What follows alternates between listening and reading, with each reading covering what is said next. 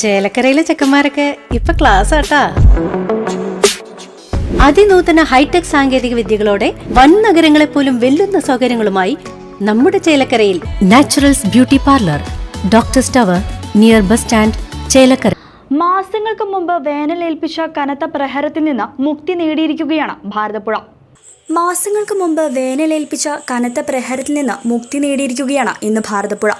വരൾച്ചയിൽ നിന്ന് മാസങ്ങൾ പിന്നിട്ടപ്പോൾ നിളയുടെ സംഹാര താണ്ഡവമാണ് പിന്നീട് കാണാനായത്. 2 ദിവസത്തിനുള്ളിൽ നിളയുടെ ശക്തി പ്രാപിച്ചു. നീർച്ചാൽ പതുക്കെ പതുക്കെ പൂർവ്വസ്ഥിതിയിലേക്ക് വന്നു. ഒന്നിരുട്ടി വെളുക്കുമ്പോഴേക്കും നിള ഇരുകരകളിലേക്കും കൈവച്ചൊഴുകി തുടങ്ങി. പ്രളയവും പേമാരിയും കണ്ട മലയാളികൾക്ക് ഇതൊന്നും ഒരു ഭയമുണ്ടാകുന്ന കാഴ്ചയല്ലെന്ന് നിളയ്ക്ക് നന്നായി അറിയാം. പക്ഷേ ഒന്നും ഭയപ്പെടുത്താതെ ഒഴുകാതെ എങ്ങനെയാണ്?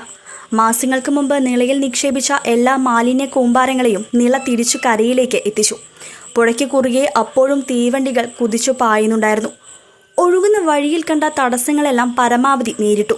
ഇടയ്ക്കിടെയുള്ള മനുഷ്യനിർമ്മിത പാലങ്ങൾക്കടിയിലൂടെ ഒഴുകിയൊഴുകി ചരിത്രത്തിന്റെ കൊച്ചിൻ പാലം തഴുകിയങ്ങനെ അറബിക്കടലിലേക്ക്. News desk CCV.